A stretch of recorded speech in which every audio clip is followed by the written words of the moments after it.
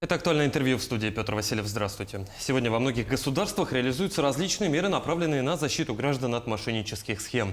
Ужесточается законодательство, создаются специальные службы.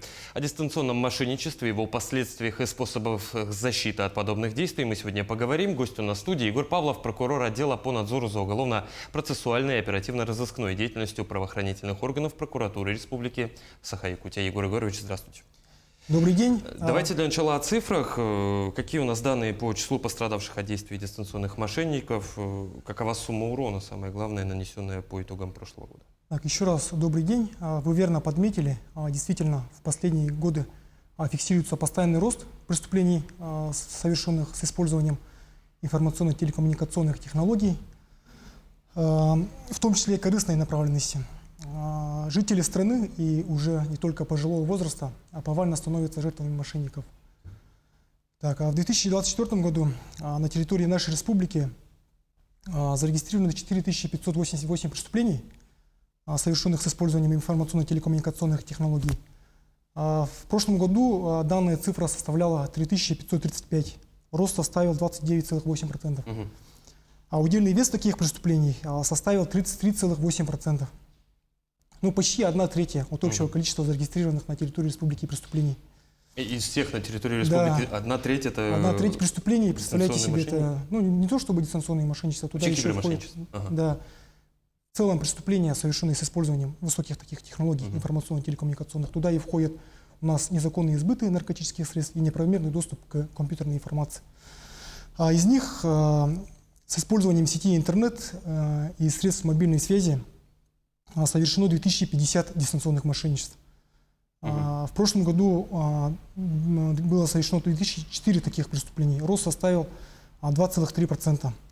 Потерпевшими признаны 2076 граждан республики. В прошлом году данная цифра составляла 1999. В результате преступных действий мошенников наши земляки в общей сложности потеряли более 1 миллиарда рублей. Вот представляете себе, миллиарды рублей. Какие масштабы, да?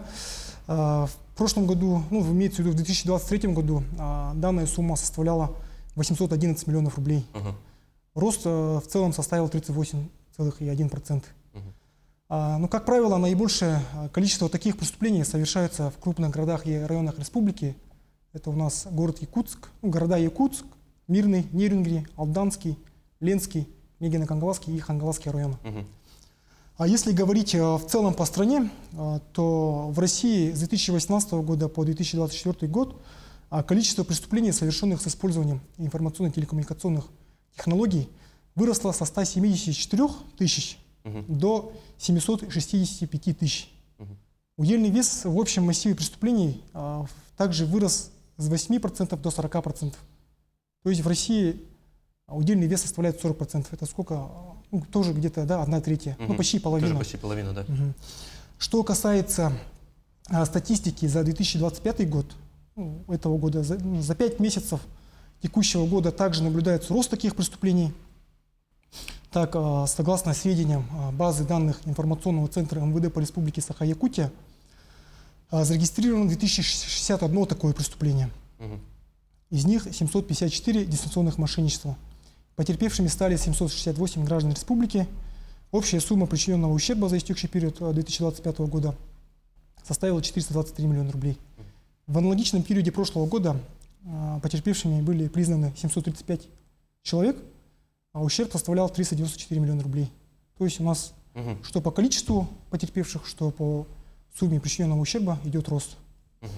Егор Григорьевич, ну вот, собственно, про рост хочу поговорить. Я понимаю, что мы буквально из каждого утюга звучит информация о том, что не отправляйте смс-коды, не отвечайте на неизвестные номера. Я так понимаю, что рост числа и потерь, и пострадавших, потерь, я имею в виду финансовых, и пострадавших, связан с тем, что мошенники тоже не сидят, условно говоря, на месте и придумывают с каждым днем все новые и новые схемы мошенничества. Ну, раньше были госуслуги, сейчас эти госуслуги, я так понимаю, уже давным-давно в прошлом. Сейчас чего только нет, и коды от домофонов, и, там, не знаю, проездные карты. Вот какие сегодня, чем сегодня оперируют киберпреступники? Да, действительно, способы дистанционных мошенничеств постоянно меняются и адаптируются. Мошенники используют новые технологии и методы, чтобы обмануть людей. А если раньше ну, допустим, 5-6 лет назад мошенники очень часто обманывали людей под предлогом покупки различных вещей на интернет-площадках, либо под предлогом проведения разного рода розыгрышей, лотерей. Также звонили с обычных номеров и сообщали людям о том, что их близкие попали в беду, ну, допустим, в ДТП, да, и тому прочее. То сейчас с развитием технологий мошенники очень часто стали применять такие мессенджеры, как WhatsApp и Telegram. И все это делается для того, чтобы усложнить механизм их установления оперативными сотрудниками. А в целом анализ складывающейся в республике криминогенной обстановки свидетельствует о том, что наиболее распространенными способами совершения хищений с использованием информационно-телекоммуникационных технологий в настоящее время являются участие в так называемой специальной операции. Потерпевшим сообщают о некой проблеме. Якобы злоумышленники в соучастии с работниками банка оформляют несанкционированный кредит, и с целью предотвращения этих действий предлагается оформить встречные кредиты, а полученные деньги предлагают перевести на так называемые безопасные счета, да, либо в специальную ячейку. Необходимо отметить, что аналогичные преступления регистрируются практически ежедневно. Несколько различается способ вовлечения потерпевшего в комбинацию. Одним из способов вовлечения потерпевшего в комбинацию является поступление звонков от лжесотрудников правоохранительных органов, таких как ФСБ, МВД и прокуратура. Для достоверности они могут направлять фотографии служебных удостоверений, ну, как правило, это поддельные, да, и различных документов, бланков с различными печатями и подписями официальных ведомств. Второй способ поступления звонков от лжесотрудников операторов сотовой связи сообщением об окончании срока обслуживания сим-карты. Потенциальные жертве звонят и представляются работниками операторов сотовой связи, сообщают, что заканчивается срок обслуживания сим-карты, и для того, чтобы сим-карта не заблокировалась, предлагают продлить срок договора. Да.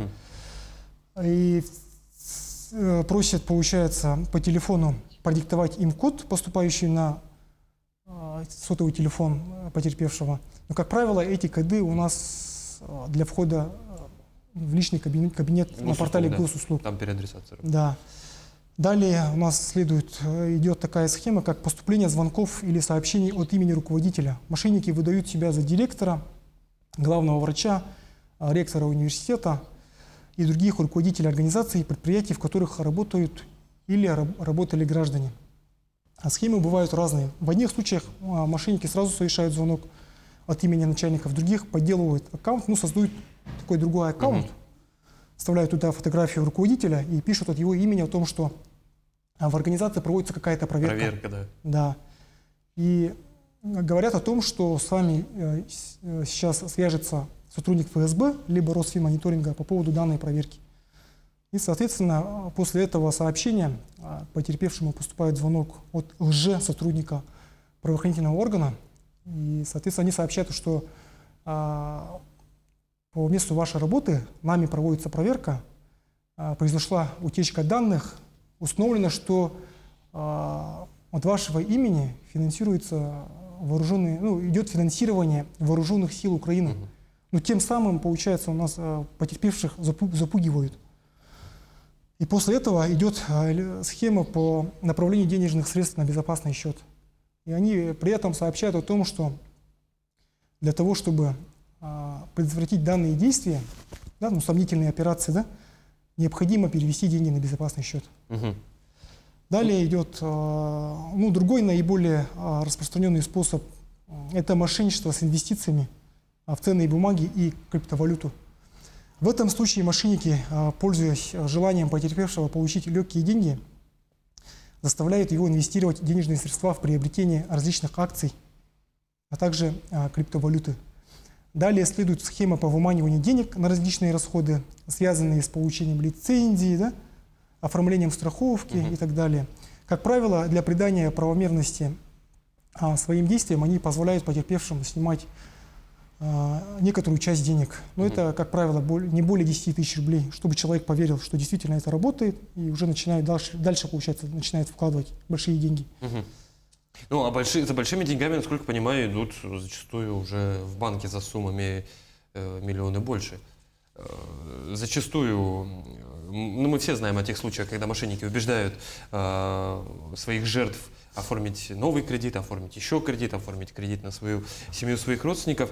Вот какая работа сегодня противодействует, точнее, какая работа сегодня ведется, чтобы противодействовать таким преступлениям? Я понимаю, что заставить на законодательном уровне запретить банки выдавать гражданам кредиты невозможно. Тем временем сегодня действуют и самозапреты, и различные другие функции внутреннего контроля от банковских систем. Но люди как ходили под действием мошенников брать 5-миллионные кредиты, так и продолжают ходить. Что делать, как быть?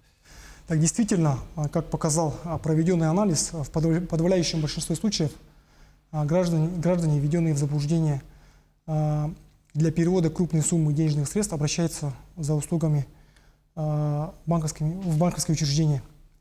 Поэтому как мы считаем, особую роль в противодействии указанным преступлениям занимают кредитно-банковские учреждения, поскольку именно в офисах обслуживания физических лиц имеется реальная возможность предотвращения преступного посягательства путем распознания подозрительности поведения клиента и отказа в выдаче кредита. В этой связи прокуратуре республики отдельное внимание уделено работе с кредитно-банковскими учреждениями. Так, с 2023 года прокуратура республики совместно с кредитно-банковскими учреждениями проведено 4 рабочие встречи, по итогам которых руководителям кредитно-банковских учреждений мы постоянно рекомендуем, чтобы они активизировали работу по профилактике преступлений рассматриваемой категории, в том числе непосредственно в зонах обслуживания клиентов при получении ими крупных сумм денежных средств и оформлении кредитов, а также организации демонстраций в офисах банков, подготовленных прокуратурой республики в виде роликов об основных способах мошеннических действий. Кроме этого, в целях выявления и принятия упреждающих мер в отношении граждан, оформляющих и получающих кредиты на крупные суммы денег под воздействием обмана, нами разработан алгоритм действий для сотрудников банка, непосредственно контактирующих с клиентами. По итогам проведенных совместных мероприятий имеются положительные примеры, когда сотрудниками банков во взаимодействии с прокурорскими работниками и во взаимодействии с правоохранительными органами пресекались попытки переводов денежных средств мошенников. Ну, например, был такой случай в начале 2024 года в Алданском районе в одном из банков сотрудниками банка был пересчитан перевод денег на сумму более 500 тысяч рублей. Банков с внутренней безопасностью, да? Ага. В ходе обслуживания клиента сотрудникам банка поведение женщины было расценено как подозрительное, в связи с чем